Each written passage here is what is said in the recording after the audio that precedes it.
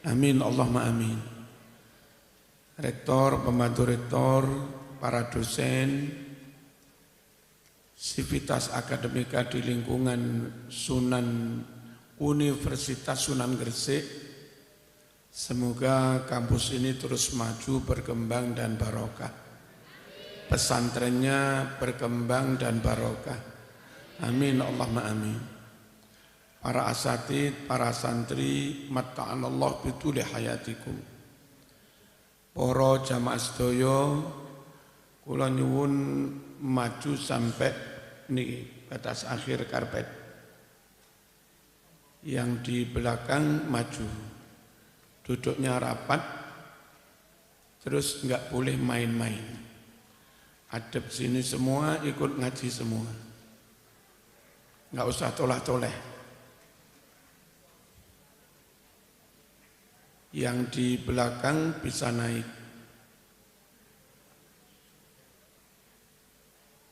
Yang masih duduk di luar sakit naik. Ibu-ibu yang jauh bisa maju.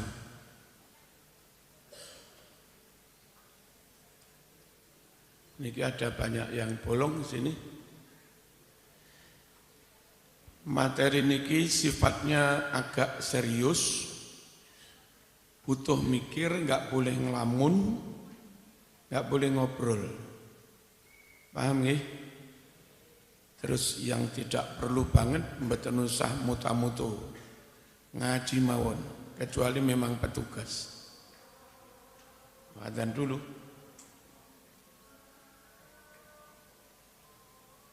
Adzannya enggak usah panjang-panjang.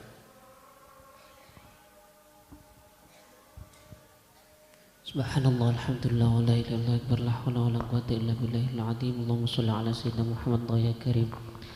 Allahu akbar.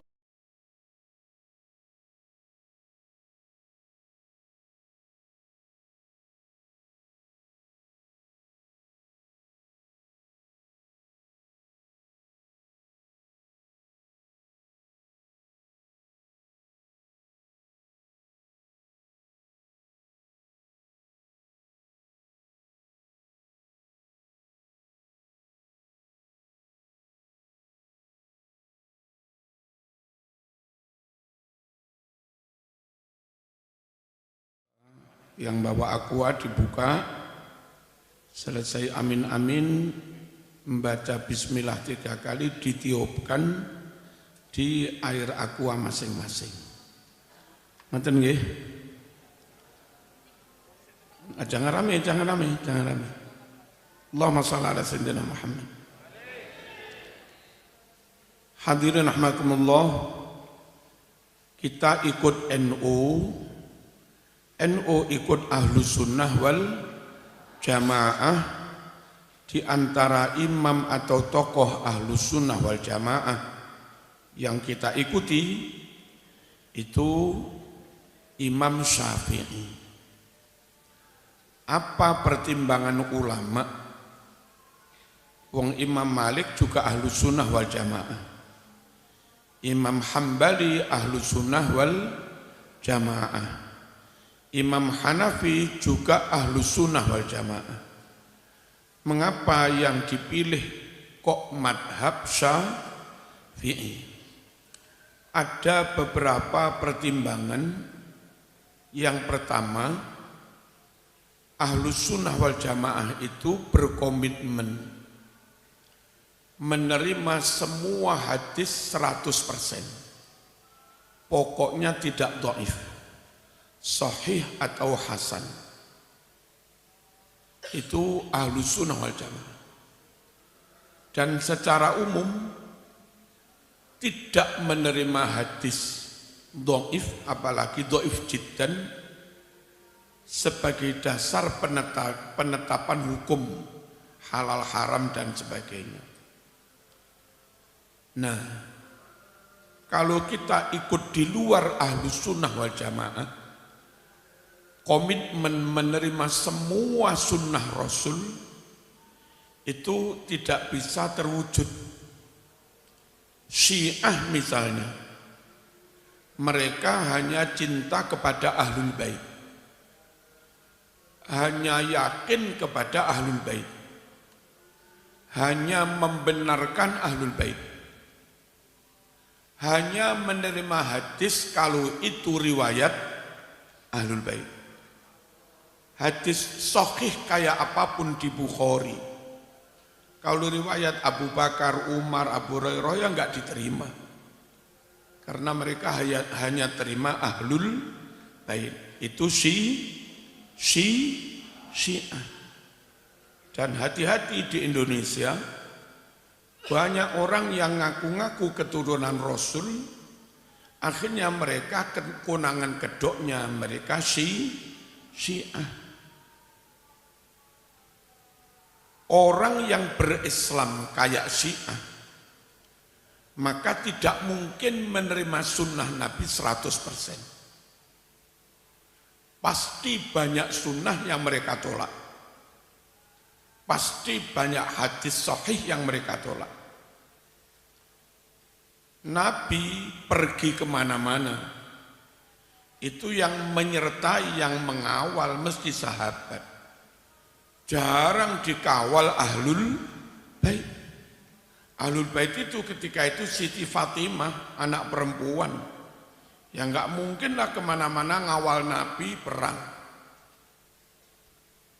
Ahlul bait ketika itu Sayyidina Ali menantunya. Nah Sayyidina Ali jadi menantu kan ya belakangan juga.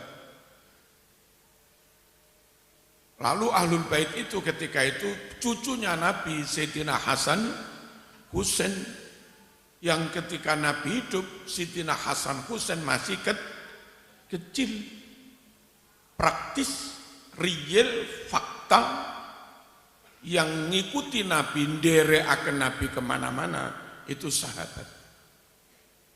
Kalau yang nderekaken Nabi kemana-mana sahabat, maka ketika Nabi menyabdakan hadis di pasar, yang menerima hadis itu ya sahabat. Ketika Nabi menyabdakan hadis di medan perang, yang menerima hadis itu ya sahabat. Dan ribuan hadis sahih di Bukhari Muslim, itu secara umum ya riwayat para sahabat, bukan ahlul bait. Ada ahlul bait tapi enggak banyak. Nah, menolak sahabat, enggak percaya pada sahabat, itu akan berimplikasi menolak ribuan sunnah Rasul. Berakibat menolak ribuan hadis yang itu sahih. Nah, wani menolak sunnah, wani menolak hadis sahih, itu bertentangan dengan prinsip ahlu sunnah wal jamaah. Enggak ada sunnah Nabi yang salah, enggak ada ajaran Nabi yang batil, enggak ada ajaran Nabi yang sesat, enggak ada dawuh Nabi yang keliru, semuanya benar. Menolak hadis Nabi, menolak sunnah Nabi, berarti menolak kebenaran. Karena semua yang diajarkan Nabi pasti benar, maka sekali lagi ahlu sunnah wal jamaah punya rumus wajib terima sunnahnya kanjeng Nabi 100%. Allahumma shalli ala sayyidina Muhammad. Itu merujuk kepada perintah Allah dalam Al-Quran. Wa ma atakumur rasul fakhudhuh wa ma nahakum anhu fantahu. Ajaran apapun yang telah disampaikan Rasul kepadamu, ambil semua. Berarti enggak boleh ada ajaran yang ditolak. Allahumma shalli ala sayyidina Muhammad. Menolak sunnah, menolak hadis sahih, masuk kategori ingkarus sunnah, dan itu membahayakan akidah. Jangan Syiah Tapi pegangilah ahlus sunnah wal jamaah. Di mana kesalahan Syiah, trouble-nya Syiah, gara-gara hanya menerima hadis riwayat ahlul bait. Ada ribuan sahih Bukhari Muslim yang mereka tolak. Padahal mau diriwayatkan ahlul bait itu ajarannya Nabi, mau diriwayatkan sahabat itu juga ajaran Nabi. Yang kau tolak bukan ajaran siapa-siapa, tapi yang kau tolak ajarannya Kanjeng Nabi. Ingkarus sunnah. Sebaliknya golongan Khawarij. Khawarij menerima sahabat tapi menolak dan membenci, memusuhi ahlul bait. Yang membunuh Sayyidina Ali ibnu Muljam itu Khawarij. Yang meracun Sayyidina Hasan itu Khawarij. Pembunuh bayaran yang disuruh Ubaidillah membunuh Sayyidina Husain di Karbala itu juga Khawarij. Khawarij menolak ahlul bait. Dan otomatis mau hadis sahih di Bukhari, hadis sahih di Muslim, kalau itu riwayat ahlul bait ditolak oleh kaum Khawarij. Sama saja dengan Syiah. Paham Syiah yang hanya menerima ahlul bait berimplikasi, berdampak menolak ribuan hadis.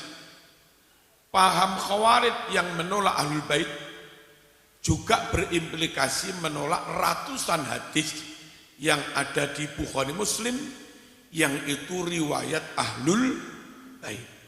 Dua-duanya sama-sama salah karena menyalahi perintah Quran, wa ma atakumur rasul fakhudhu.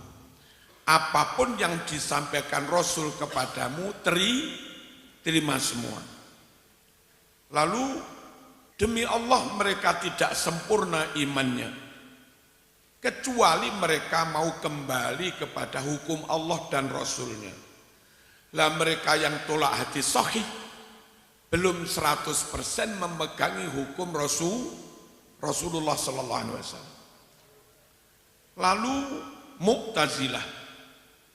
Mu'tazilah itu haitsu yuqaddimunal aqla 'ala naqli, karena mereka lebih mengutamakan akal daripada hadis sahih. Maka sekian banyak hadis sahih yang menurut Mu'tazilah bertentangan dengan akal, hadis itu mereka tolak. Mu'tazilah menolak riwayat tanda-tanda kiamat, matahari keluar dari barat, terbenam di timur. Itu hadis Bukhari Muslim. Ditolak oleh Mu'tazilah. Alasannya enggak masuk akal. Mu'tazilah menolak selamatan, mendoakan orang mati, sedekah untuk orang mati. Itu ditolak Mu'tazilah. Padahal hadisnya Bukhari Muslim. Mu'tazilah menolak menghajikan orang yang sudah mati. Namanya haji badal. Padahal itu hadisnya Bukhari. Mu'tazilah menolak mengqodokkan puasanya ibu. Yang ibu mati punya utang puasa, anak mengqodokkan. Itu ditolak oleh Mu'tazilah. Dianggap tidak masuk akal. Dan banyak lagi. Mu'tazilah menolak peristiwa Nabi keluar mukjizatnya, mau wudu airnya enggak cukup dengan 70 pasukan, tahu-tahu air mancur dari sela-sela jari. Itu hadis Bukhari. Ditolak oleh Mu'tazilah, alasannya enggak masuk akal. Dan banyak lagi. Berislam ikut model Mu'tazilah sama, mengakibatkan penolakan ratusan hadis sahih. Menganggap ada ajaran Nabi yang tidak benar. Nah ini kurang ajar, ada umat berani menyalahkan kanjeng Nabinya, kan aneh. Jangan beragama model Syiah, ribuan hadis riwayat sahabat mereka tolak. Jangan beragama model Khawarij, yang kalau Khawarij modern itu Wahabi. Menyebabkan ada ratusan hadis riwayat Ahlul Bait mereka tolak. Jangan beragama model Mu'tazilah. Ada ratusan hadis yang dianggap enggak masuk akal, juga mereka tolak. Allahumma shalli ala sayyidina Muhammad. Di samping ahlu sunnah punya prinsip, harus terima semua, enggak boleh ada yang ditolak. Pendek kata, meriwayatkan hadis harus lengkap, komprehensif. Harus jamek, enggak ada riwayat sahih yang ditolak. Tapi Quran juga mengamanatkan demi akurasi ajaran Islam, demi validitas ajaran Islam, biar tidak ada ajaran Islam yang diragukan kesahihannya, biar tidak ada ajaran Islam yang diragukan keakuratannya. Maka prinsip tabayyun itu juga menjadi prinsip ahlu sunnah wal jamaah yang memang itu amanat Quran.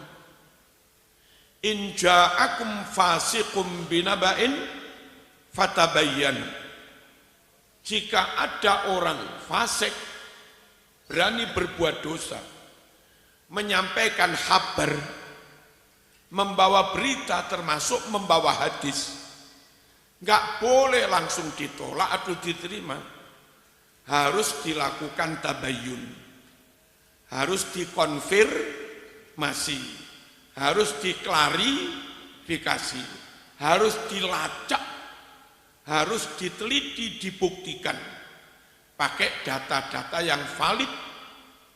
Lalu data itu harus diverifikasi sahih apa tidak, bersambung apa tidak, pembawa beritanya, perawinya lalian apa ora, wani maksiat apa ora, yang bawa berita itu wani ngapusi apa ora, harus lolos verifikasi. Yang lolos verifikasi tersambung sanadnya, semua perawinya bisa dipercaya, gak ono sing lalian, mereka dobit, mereka punya data, dan track recordnya, rekam jejaknya nggak punya cacat moral, nggak pernah nyolong, nggak pernah zina, nggak pernah minuman keras, nggak pernah ngapusi, nggak pernah ninggal sholat. Memang orang yang lurus, rekam jejaknya baik, barulah riwayat itu bisa diterima. Unsur prinsip kesahihan menjadi sangat penting. Apa gunanya riwayat semua diterima lengkap, tapi do'if pun kau terima, palsu pun kau terima. Itu jadinya lengkap tapi enggak akurat, lengkap tapi enggak valid, menyebabkan orang di luar Islam enggan menerima Islam, sanksi kebenaran Islam karena riwayatnya tidak akurat. Maka akurasi riwayat, kesahihan riwayat itu juga menjadi prinsip ahlu sunnah wal jamaah. Ojo mek punya semangat lengkap mewarisi semua sunnah Nabi, ojo ngono tok, tapi juga harus dibarengi semangat apa? Memilih yang paling sahih, apa? Verifikasi, validasi untuk keperluan akurasi, sehingga enggak ada alasan orang di luar Islam menolak ajaran Islam, enggak ada. Kalau kamu dosen ilmiah, atas alasan apa ini kau tolak? Wong sudah memenuhi prinsip keilmuan. Allahumma shalli ala sayyidina Muhammad. Nah, beberapa golongan di luar ahlu sunnah wal jamaah, seperti sebagian Jabariyah dan sebagian sufi yang hulat, kaum sufi yang ekstrim, Wis pokok wiritan, enggak patek penting dengan akurasi ilmu. Mereka enggak patek mementingkan dengan kesohihan riwayat. Bah sohih, bah maudhu, bah palsu, urus, pokok dilakoni. Mereka yang Islamnya seperti itu, nanti bisa-bisa bukan ajaran Nabi, dianggap ajaran Nabi. Dan ajarannya menjadi tidak akurat, menjadi tidak valid. Kalau tidak akurat, tidak valid, nggak bisa diklaim ajarannya Kanjeng Nabi. Bisa-bisa ajarannya pula habaran. Halo? In ja'akum fasiqum binaba'in fatabayyan.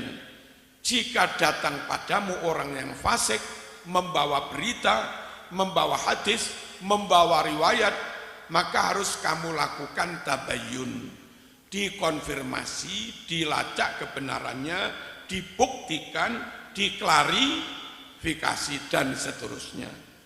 Nah, jadilah ada ilmu namanya al-jarh wa ta'dil. Ilmu tentang verifikasi kesohihan riwayat. Allahumma shalli ala sayyidina Muhammad. Imam Syafi'i memenuhi dua unsur ini. Yang lain memenuhi tapi tidak, menurut kami tidak utuh. Kalau Imam Syafi'i memenuhi dua prinsip itu utuh. Madhab Maliki itu Ahlus Sunnah wal Jamaah. Tapi Imam Maliki itu enggak banyak kemana-mana. Lebih banyak berdiam diri di Madinah. Mau diboyong Harun ar-Rasyid ke Baghdad aja enggak mau. Pokoknya piyambake istiqomah di Madinah. Imam Hambali lebih banyak duduk berdiam diri di Mekah. Imam Hanafi di Kufah dan di Baghdad. Beda dengan Imam Syafi'i. Di Mekah lama, masa kecilnya di Mekah. Lalu mondok di Madinah, mondok ke Imam Maliki. Sampai apal muwatta dari Imam Malik. Lalu diangkat menjadi hakim agama, qadhi. Di negeri Yaman 3 tahun. Lalu melanjutkan pengembaraan ilmu ke Kufah, ke Basrah, ke Baghdad.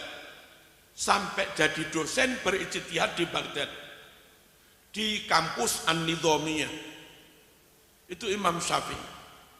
Lalu masa tuanya berhijrah ke Mesir sampai wafat. Apa kelebihan Imam Syafi'i? Nabi itu setelah wafat, sahabatnya nyebar kemana-mana. Dan sahabat yang nyebar kemana-mana tentu membawa riwayat. Tentu pernah menerima dawuh dari Kanjeng Nabi. Imam madhab yang hanya duduk di Madinah, bisa-bisa hadis yang dibawa sahabat ke Mesir belum nyampe ke dia. Hadis yang dibawa sahabat ke Baghdad belum nyampe ke dia. Hadis yang dibawa sahabat ke Yaman belum nyampe dia. Beda dengan Imam Syafi'i. Kalau ada sahabat hijrah ke Mesir membawa riwayat hadis, maka diyakini hadis itu nyampe ke telinganya Imam Syafi'i. Wong Imam Syafi'i lama di Mesir kok. Kalau semacam Mu'ad bin Jabal pernah bertugas selama di Yaman jadi gubernur dan beberapa sahabat lain. Andai Mu'ad bin Jabal membawa riwayat hadis ke Yaman, hadis itu sudah nyampe ke Imam Syafi'i. Karena Imam Syafi'i lama di Yaman. Apalagi hadis di Madinah, wong Imam Syafi'i lama mondok di Madinah. Hadis di Mekah, wong Imam Syafi'i macak masa kecilnya di Mekah. Hadis yang banyak riwayat Ahlul Bait Imam Husain itu dulu di Karbala, sekitar Kufah. Imam Syafi'i juga hijrah di Kufah, hijrah di Basrah, hijrah di Baghdad. Nah, imam madhab model Imam Syafi'i yang jelajah pengalaman kemana-mana, kita yakini merekam hadisnya lebih lengkap, lebih apa? Lebih lengkap itu, lebih komprehensif daripada ya imam madhab, ya ahlu sunnah, tapi nyatanya enggak banyak kemana-mana. Paham no pembedahan? Atas pertimbangan ini bukan pertimbangan kebencian, pertimbangan berdasar fakta, realita. Maka ulama-ulama Indonesia sekelas Syekhona Khalil, sekelas Mbah Hasyim As'ari, sekelas Wali Songo, ayo pilih madhab Syafi'i saja. Allahumma shalli ala sayyidina Muhammad. Lalu Imam Malik itu banyak berpegangan pada kitab hadis Muwatta. Imam Malik dapat hadis Muwatta itu banyak dari sahabat yang di Madinah. Antara lain lewat Imam Nafi', dia ulama utabi'in. Imam Nafi' berguru pada Abdullah bin Umar, anaknya Umar bin Khattab. Abdullah bin Umar itu muridnya Kanjeng Nabi. Tapi tidak banyak diriwayatkan. Imam Malik banyak riwayat hadis lewat Ahlul Bait, enggak banyak riwayat. Sebaliknya Imam Hanafi berguru kepada jalur Ahlul Bait. Gurunya Imam Hanafi itu Imam Ja'far, termasuk keturunannya Kanjeng Nabi. Imam Ja'far Shadiq, jalur Ahlul Bait. Imam Ja'far dapat ilmu hadis dari abahnya Imam Baqir. Itu laki-laki juga anak cucunya Kanjeng Nabi, Ahlul Bait. Imam Baqir dapat ilmu dari abahnya Imam Ali Zainul Abidin, juga Ahlul Bait.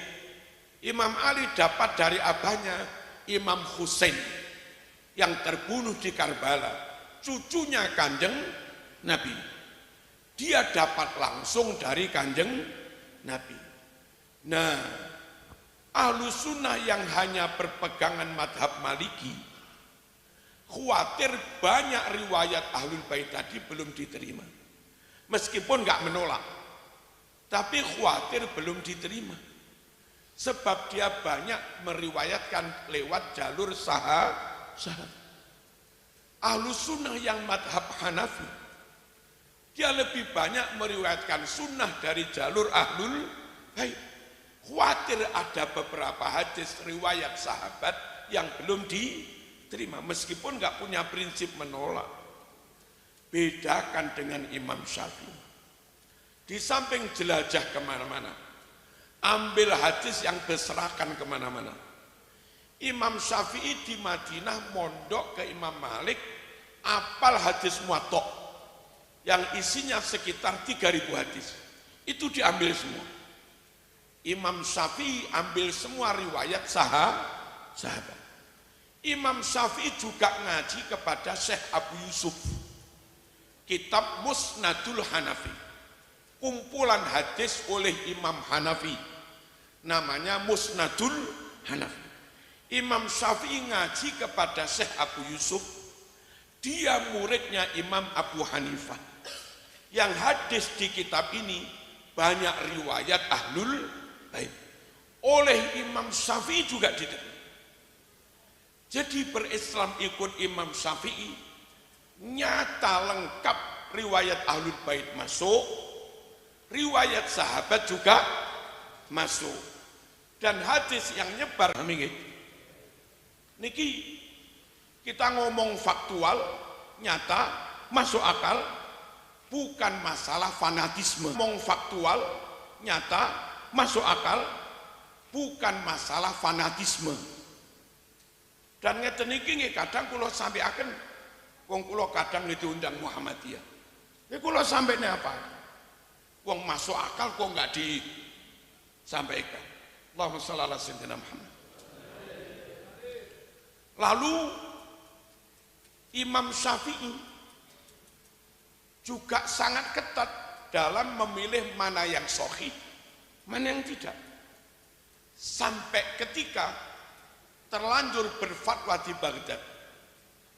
Lalu ketika Imam Syafi'i ke Mesir, menemukan riwayat baru yang lebih sahih.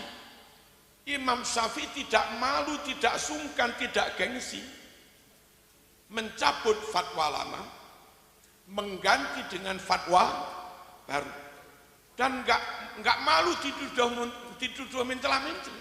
Kami nggak mencela-mencela. Prinsip kami berdasar riwayat yang lebih sahih. Makanya ada qaul qadim, ada qaul jadid.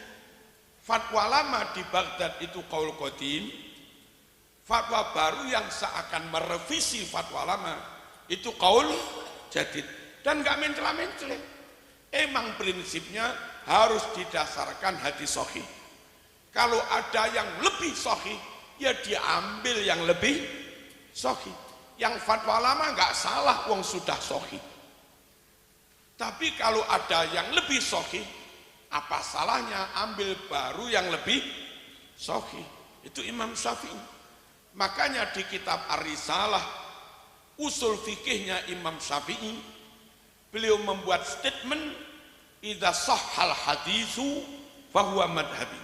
Adik-adik, jok rame-rame. Allahumma shalli ala sayyidina Muhammad. Idza sahhal haditsu fahuwa madhhabi. Enggak usah toleh-toleh. Awake dhewe ora usah ngeninglehi kancane. Idza sahhal haditsu fahuwa madhhabi. Asalkan hadis itu sahih, yaitu madhab saya, itu Imam Syafi'i. Mau riwayat ahlul bait, mau riwayat sahabat, pokoknya itu sahih, yaitu rujukan madhab saya. Dan kalau ada yang lebih sahih, ya yang lebih sahih itu. Imam Syafi'i benar-benar komitmen pegangi riwayat yang paling sahih. Hadirin rahimakumullah, sampai di antara sekian banyak pengikut Imam Syafi'i ada yang namanya Imam Bukhari, itu pengikut Imam Syafi'i. Ada yang namanya Imam Muslim, itu juga pengikut madhab Syafi'i. Imam Bukhari, Imam Muslim, atau orang sering menyebut riwayat Bukhari Muslim, itu super ketat dalam menyaring, menfilter, memilih mana yang enggak sahih, buang. Meragukan dikit aja buang. Hanya dipilih yang sahih. Makanya dari 100.000 lebih riwayat Bukhari, itu akhirnya yang ditulis di Sahih Bukhari hanya tinggal 4.000-an. Yang dibuang puluhan ribu. Itu Imam Bukhari. Kenapa? Kepingin memenuhi prinsip harus akurat, harus valid, harus sahih. Apa gunanya banyak tapi enggak sahih? Itu Imam Bukhari. Sampai di kitab Al-Manhalul Latif itu ada riwayat begini. Imam Bukhari itu dapat riwayat hadis dari mana? Fulan. Sebelum diterima atau ditolak riwayat ini, Imam Bukhari menyelidiki perilaku si fulan ini. Kira-kira amanah apa enggak? Jujur apa enggak? Taqwallah apa enggak? Bisa dipercaya apa enggak? Diselidiki lama. Sholat oke, bagus, nutup aurat oke, bagus, jamaah bagus, zikir iya. Tapi ternyata orang itu menipu kuda, ngapusi jaran. Dia panggil kuda, kata kitab Manhalul Latif itu. Kuda itu dipanggil, diiming-iming rumput ben gelem moro. Bareng jarane moro, rumput nggak diberikan, dibuang, dicekel keluwe. Kata Imam Bukhari, hadisnya nggak bisa diterima ini. Menipu kuda, pura-pura ngiming-ngiming rumput, ternyata rumput nggak diberikan. Bisa-bisa umat pun ditipu nanti. Bisa-bisa istri yang tua juga ditipu. Orang kayak begini bahaya kalau riwayatnya Kayak begitu Imam Bukhari ketat sekali dalam menverifikasi, menvalidasi riwayat hadis.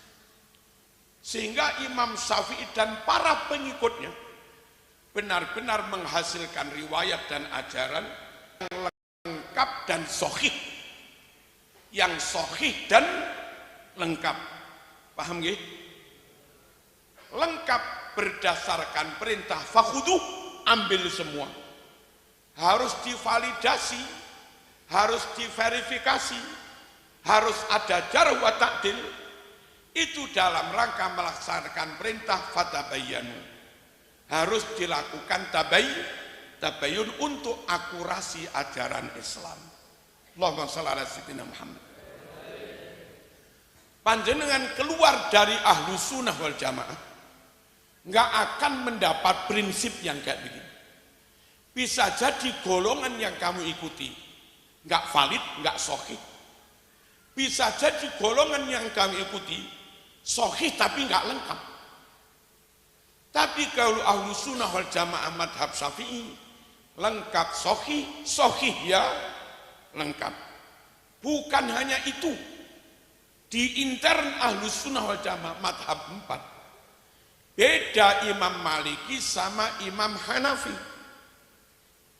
Imam Hanafi itu punya rumus, punya kaidah, hadis itu meskipun sahih, kalau perawinya tidak minimal 3, tolak.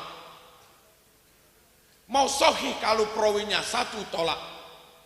Sahih perawinya 2, tolak. Baru diterima kalau perawinya 3. Kalau kaidah ini diterapkan, di Bukhari pun ada ribuan yang harus ditolak. Berarti akan ada sekian banyak sunnah Rasul yang ditolak. Kaidah perawinya harus 3, itu mengakibatkan tidak utuh mewarisi ajarannya Rasulullah. Banyak yang ditolak. Padahal Quran mensyaratkan perawi nggak harus 3. Yang penting sudah divalidasi, verifikasi, dilacak kebenarannya, sahih tersambung, perawinya bisa dipercaya, sudah. Itu Quran. Ngapain harus 3 perawi? Katanya versi madhab Hanafi, di Quran ada perintah wastashhidu syahidaini mir rijalikum. Hadirkan 2 saksi di antara kamu. Kalau ada perintah menghadirkan 2 saksi, berarti pembawa riwayat harus 3. 1 menyampaikan riwayat, yang 2 menjadi saksi. Berarti harus 3. Imam Syafi'i dengan kecerdasannya menjawab, dalil ayat itu bukan dalil tentang meriwayatkan hadis. Ayat itu tentang memutus hukum di pengadilan. Gak boleh hakim sembarangan mutus tanpa ada saksi. Bedakan antara harus mendatangkan 2 saksi untuk mutus hukum di pengadilan, bedakan dengan menyampaikan riwayat. Kalau menyampaikan riwayat dalilnya fatabayyanu, itu tadi, yang penting sudah valid, sudah akurat, cukup. Riwayat itu nyun sewu beda dengan syahadah amamal hakim, beda dengan menyampaikan kesaksian di depan hakim. Saksi harus laki-laki. Perawi hadis Aisyah meriwayatkan perempuan, Fatimah meriwayatkan perempuan, Ummi Kulsum meriwayatkan perempuan, Ummu Salamah meriwayatkan padahal perempuan, Hafsah meriwayatkan padahal perempuan. Bedakan, perawi hadis enggak harus laki-laki. Kalau saksi di pengadilan menurut Quran harus laki-laki. Lalu perawi hadis anak kecil boleh. Imam Husain masih umur belasan meriwayatkan. Imam Hasan masih kecil meriwayatkan. Ibnu Umar, Ibnu Mas'ud, Abdullah bin Abbas mereka masih kecil semua meriwayatkan.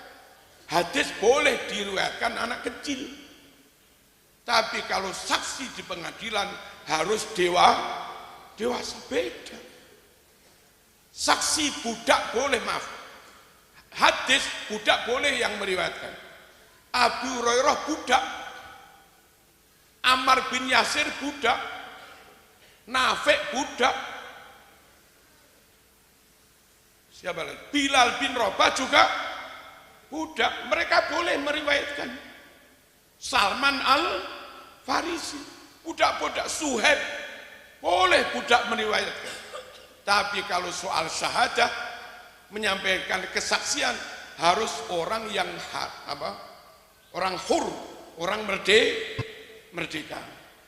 Jadi jangan campur aduk dalil tentang pengadilan dengan dalil meriwayatkan hadis. Itu Imam Syafi'i. Paham ya? Lalu Imam Malik berseberangan dengan Imam Hanafi. Itu rame-rame. Hus. Gak bareng rame-rame.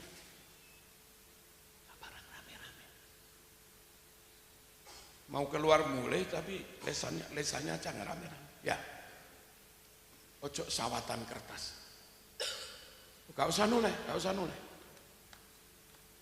Allahumma shalli ala sayyidina Muhammad. Hadirin rahimakumullah. Imam Malik punya kaidah beda. Hadis itu meskipun dhaif. Halo. Kopiah putih hadap sini. Hadis itu meskipun dhaif, kata Imam Malik. Meskipun dhaif. Pokok hadis itu diamalkan penduduk Madinah, ya diterima. Nah, Imam Syafi'i nggak bisa menerima kaidah ini. Pertama, Quran itu menyuruh kita tabayyun. Kalau dicek ternyata nggak sahih, kok diterima? Berarti malah nabrak ayat ini. Dan kalau hadis dhaif diterima, nanti akibatnya ajaran Islam itu nggak akurat. Kalau ajaran Islam tidak memenuhi prinsip akurasi keilmuan, nggak memenuhi prinsip akurasi data, maka jangan salahkan kalau ada orang non-muslim menolak ajaran Islam karena tidak akurat. Lain kalau sudah akurat kok masih ditolak, yang salah yang menolak. Paham nggih? Allahumma shalli ala sayyidina Muhammad. Imam Syafi'i benar-benar jago, sehingga dengan mampu mematahkan ini, akhirnya madhab 4 ini rumusnya sama. Pokoknya sahih diterima, meskipun riwayatnya satu. Akhirnya madhab 4 itu begitu semua. Sampai di Indonesia mau NU mau Muhammadiyah, rumusnya kayak Imam Syafi'i ini, pokoknya sahih. Itu dulu yang ngotot berjuang harus sahih, meskipun perawinya satu, itu Imam Syafi'i. Dan dalam penelitian pakai data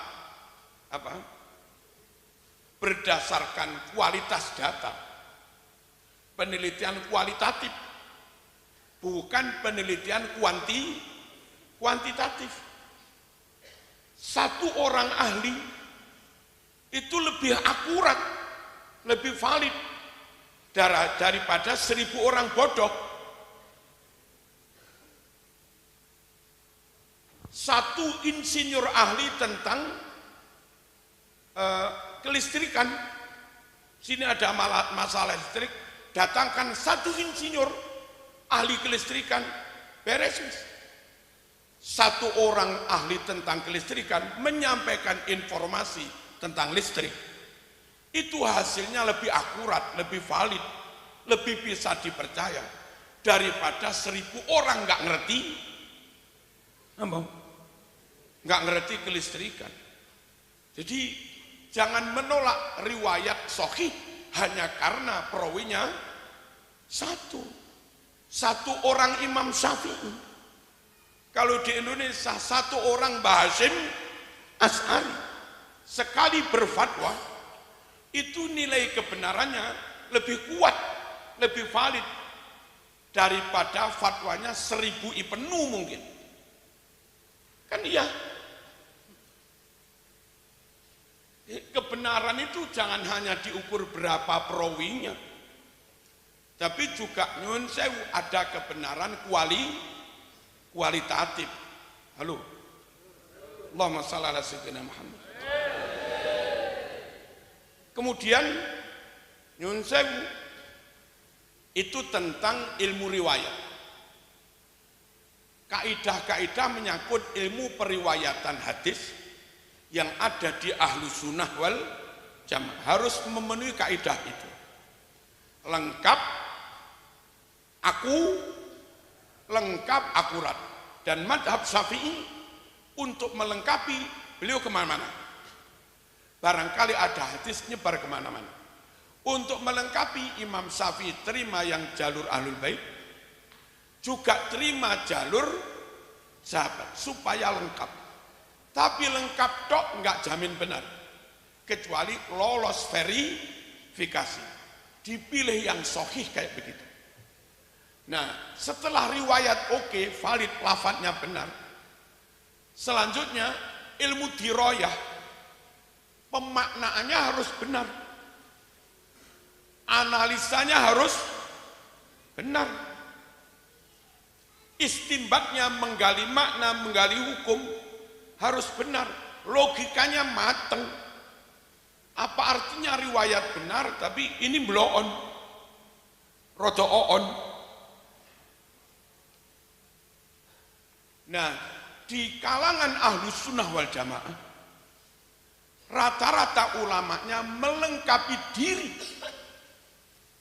dengan ilmu atau ilmu alat untuk supaya mampu melakukan analisa, supaya mampu melakukan istimbat, sehingga dengan begitu akurat periwayatannya, menghasilkan lafadz yang valid dan benar analisanya, benar istimbatnya. Karena yang melakukan istimbat, menggali makna, menggali hukum, ulama-ulama besar yang melengkapi diri dengan ilmu alat. Apa saja ilmu alatnya? Nahwu sorof. Kelebihan NU ahlu sunnah wal jamaah sejak dari dulu sampai sekarang, ulama-ulama di lingkungan NU itu semuanya jagoan di bidang nahwu sorof. Lirboyo gudangnya nahwu sorof. Syekhona mensarai kitab Jurumiyah, judulnya Sarhul Ajurumiyah, tebal. Itu nahwu sorof, karangannya Syekhona Khalil Bangkalan. Terus Ki Maimun Zubair jagoan di bidang nahwu sorof. Sidogiri jagoan semua di bidang nahwu sorof. Sampai keluar metode Al-Miftah lil Ulum. Ulama-ulama kita ahlu sunnah wal jamaah sadar betul, nggak mungkin kamu memahami ayat dengan benar, nggak mungkin kamu menganalisa hadis dengan benar kalau you nggak ngerti nahwu sorof. Maka di pondok-pondok salaf itu kuasai nahwu sorof dulu lewat kelas-kelas di Madinah, kok Madinah di dini ya Madin gitu, baru nanti ngaji kitab gede-gede. Nggak ada di pondok salaf langsung diajak ngaji kitab gede-gede padahal jurumnya durung paham, nggak ada. Mesti mateng dulu ilmu alatnya, nggak usah khawatir ikut ahlu sunnah wal jamaah. Allahumma shalli ala sayyidina Muhammad.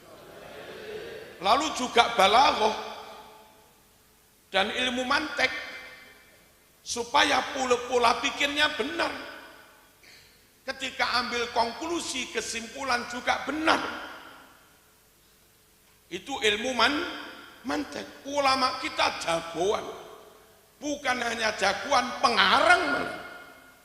Imam Ghazali itu jangan dikira ahli tasawuf tok dengan kitabnya Ihya Ulumuddin. Dia juga ahli fikih, menulis Al-Wajiz, menulis Al-Wasit, menulis Al-Basit.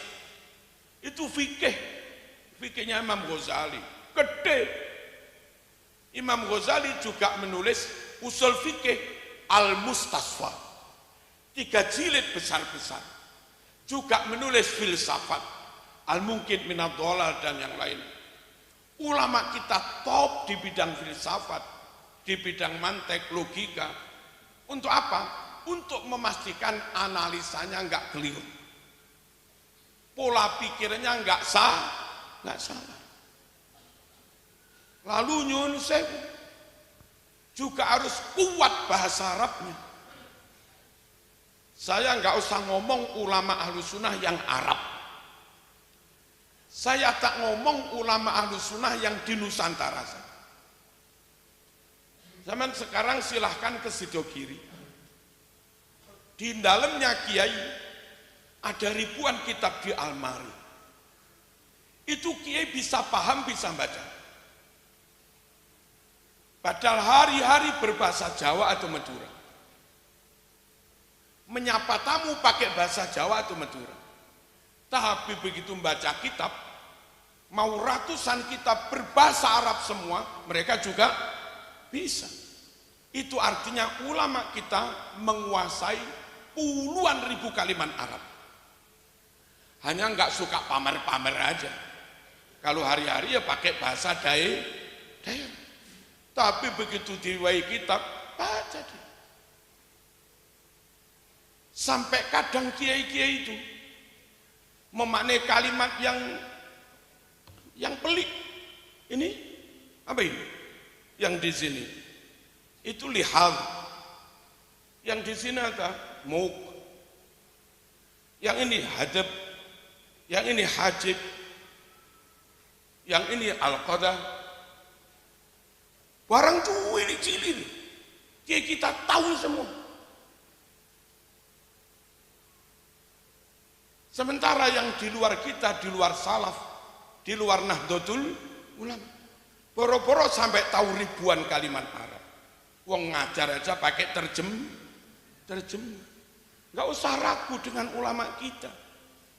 Hadisnya sahih, lengkap, akurat, plus pemaknaannya nggak salah, sebab mereka telah melengkapi diri dengan ilmu alatnya, nahwu, sorob, balaghah, mantek, dan menguasai kalimat Arab dengan jumlah ribuan. Ka ono lho kiai maca kitab dadak bukai kamus itu ra usum. Enggak usum, ya dibaca aja sudah. Padahal wong Jawa. Ya nggih. Lalu pola pikirnya, pola pikir syar'i itu usul fikih. Bagaimana kalau ada lafaz awam, lafaz am, terus ada lafaz khos, nanti gimana disikapi? Kalau ada yang mubham, lalu ada yang mubayyan, kalau ada yang mutlak, lalu ada yang muqayyad. Tanda-tanda muqayyad itu apa? Qayyid muqayyad itu ada qayyid yang muktabar syar'an, ada qayyid yang enggak muktabar syar'an. Ciri-cirinya kayak apa? Min itu kapan istifham, kapan syarat, kapan min itu mutlak am, kapan min itu ternyata khos. Ulama sudah mengidentifikasi. Kapan al itu al ta'rif ma'rifat, kapan al itu mausul, kapan al itu zaidah, kapan al itu lazimah, kapan al itu al-lil ghalabah, dan segala macam. Ulama sudah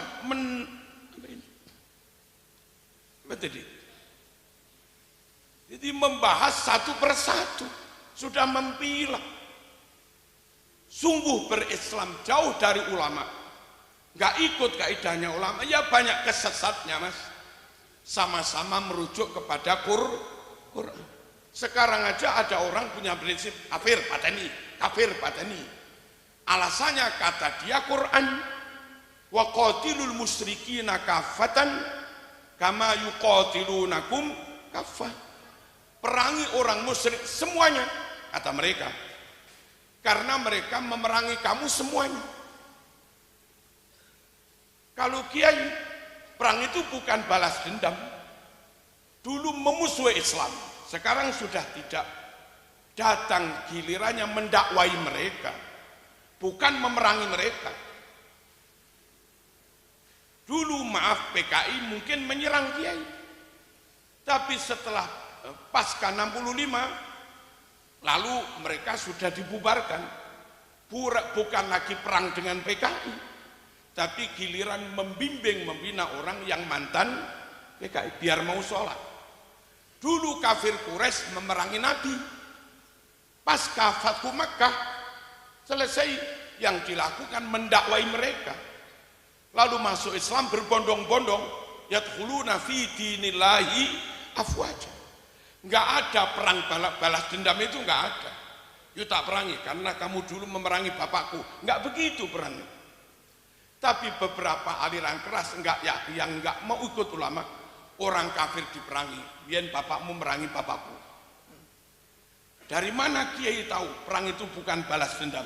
Jangan menimbang masa lampau. Dari fi'il mudhari, wa qatilul musyrikina kafatan kama yuqatilunakum, bukan kama qatalukum, tapi kama yuqatilunakum, perangi mereka karena mereka sekarang mudhari. Kita perangi orang kafir karena sekarang mereka memerangi kita. Perkara dulu memerangi kita kayak Belanda, tapi sekarang sudah tidak memerangi kita. Gilirannya mendakwai, bukan diperangi. Itu loh Mas, beda banget. Orang baca Quran satunya ngerti nahu sorob, satunya nggak ngerti nahu sorob. Lah ikut ulama NU Ahlus Sunnah nggak usah ragu. Ulama kita semuanya kuasai nahwu sorob. Dan yang paling akhir, Allahumma shalli ala sayyidina Muhammad, kebeningan hati, nggak ada tendensi apa-apa, nggak ada udang di balik batu, nggak ada dendam, nggak ada sombong, nggak ada pemihaan. Pure murni kepingin mengungkapkan kebenaran lillahi ta'ala. Itu menjadi syarat mutlak. Fatwa itu benar-benar dipercaya atau tidak. Dan kalau soal keikhlasan, nggak ada kepentingan apa-apa. Ulama kita jagoan. Mbah Hasyim di zaman penjajah Jepang tetap berfatwa. Sukiri, apa Kiai yang hormat matahari itu? Saya kira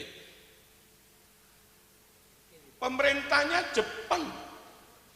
Mbah Hasyim dengan resiko digepui, di penjara, tetap menfatwakan haram musyrik. Itu ulama kita. Orang lain nggih mboten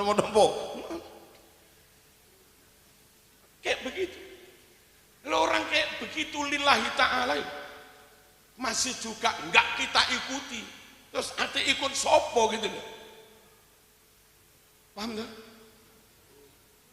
Wani mati, Hamka di penjara, Imam Buaiti murid Imam Syafi'i di penjara, Imam Ghazali juga di penjara demi menyatakan kebenaran.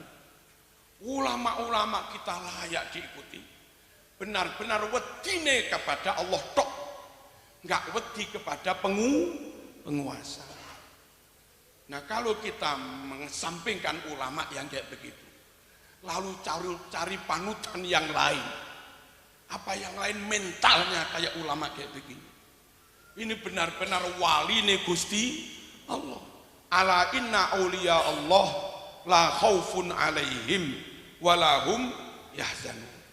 Ini kaidah umum kenapa kita ikut Ahlus Sunnah wal Jamaah, utamanya madhab Syafi'i, dan kenapa NU yang secara umum terima madhab 4 semua, tapi realitasnya dari madhab 4 itu yang banyak diikuti NU madhab Syafi'i, bukan yang lain-lain. Karena itu kenapa kita ikut kiai, kampus pun ikut kiai, bukan kiai ikut kampus, dosen ikut kiai, bukan kiai ikut dosen. Kenapa? Ya karena itu tadi, kiai memenuhi syarat untuk diikuti. Kealimannya iya, ilmu alatnya iya, kencengnya kepada Allah juga iya.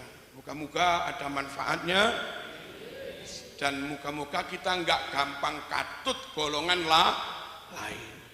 Al-Fatihah. Alhamdulillahirabbil alamin arrahmanir rahim maliki yaumiddin. Iyyaka na'budu wa iyyaka nasta'in ihdinas siratal mustaqim. Siratal ladzina an'amta 'alaihim ghairil maghdubi 'alaihim waladdallin. Alhamdulillahi rabbil alamin. Allahumma shalli wa sallim ala sayyidina Muhammad wa ala alihi wa sahbihi ajma'in.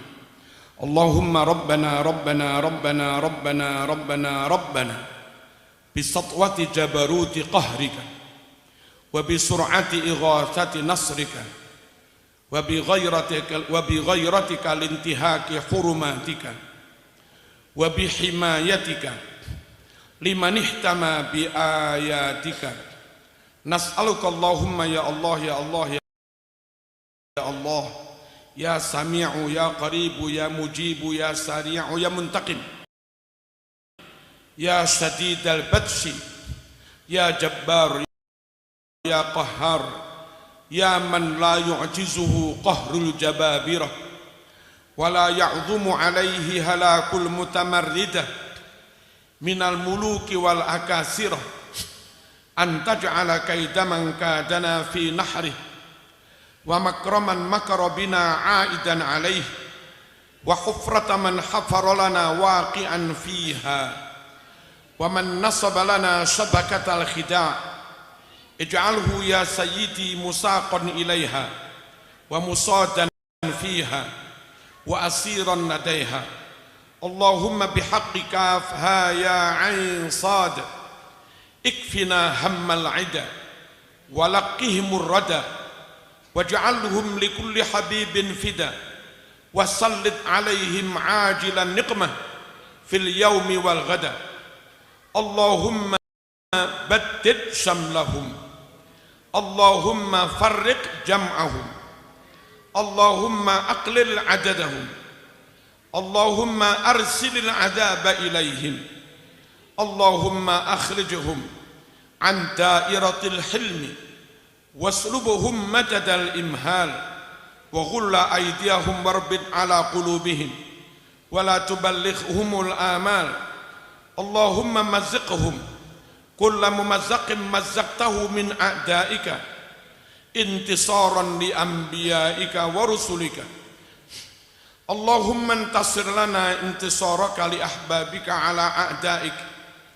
Allahumma la tumakkinil a'da'a fina wala tusallithum alaina bidhunubina. Hamim hamim hamim hamim hamim hamim hamim. Hummal amru wa ja'a an-nasru fa alaina la yunsarun. Hamim ain sin qaf himayatana mimma nakhaf himayatana mimma nakhaf himayatana mimma nakhaf. Allahumma qina syarral aswa wa la taj'alna mahallan lil balwa.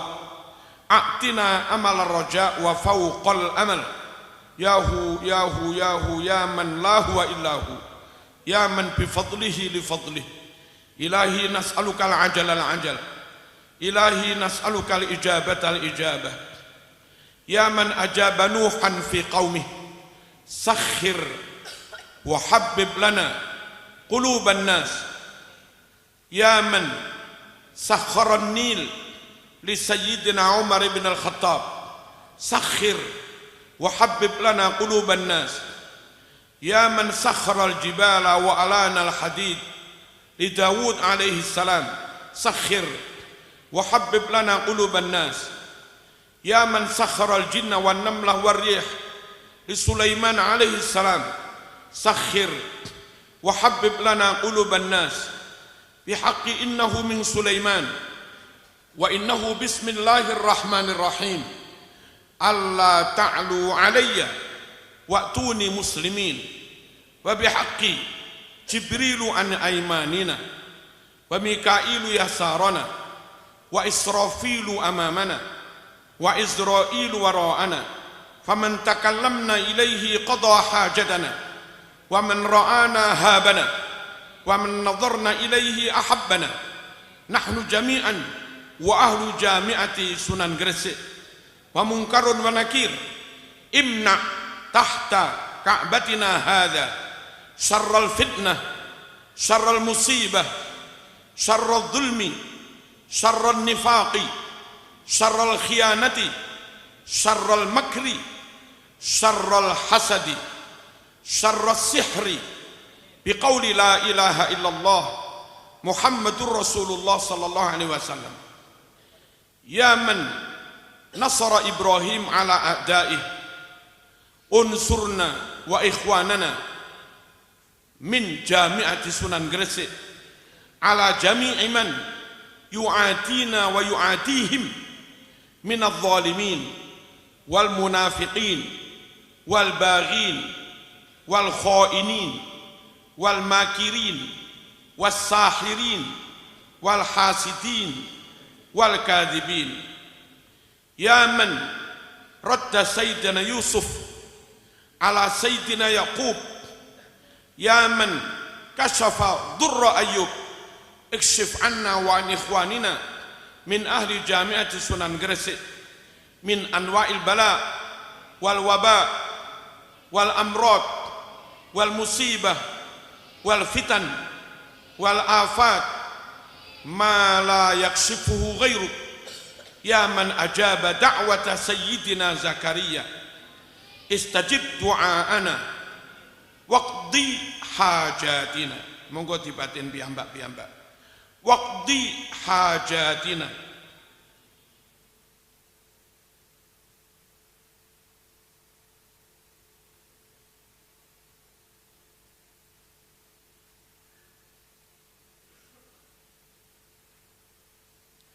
Hajatid dunya bil maisarah wal barakah, wa hajatil akhirah bil maghfirah wa dukhulil jannah. Ya man ajaba Nuhan fi qaumih, ya man radda sayyidina Yusuf ala sayyidina Yaqub, ya man kashafa durra Ayyub, ya man ajaba da'wata sayyidina Zakaria, ya man qabila tasbiha Yunus bin Matta, akhrijna wa ahlana wa auladana wa talamidana wa ahla jami'ati Sunan Gresik min dhulumatil jahli wal bukhli wal isyan. Allahumma ya Allah ya Allah ya Allah, inna nas'aluka bi asrar ashabi hadhihi da'awatil mustajabat wa bi karamati Syekh Abdul Qadir Al-Jilani wa karamatil Imam Abil Hasan Asy-Syadili wa karamatil Imam Al-Junaid Al-Baghdadi wa karamatil Imam Al-Ghazali wa karamatil Imam Ahmad Bahauddin An-Naqsyabandi wa karamatil Wali Songo wa karamatil Syekhana Khalil Bangkalan wa karamatil Mbah Hashim Mbah Wabah Bisri wa karamatil Mbah Maksum Sufyan, an tataqabbala minna ma da'unaka wa an tu'tiana ma sa'alnaka, anjiz lana wa'daka alladhi wa'adtahu li'ibadikal mu'minin.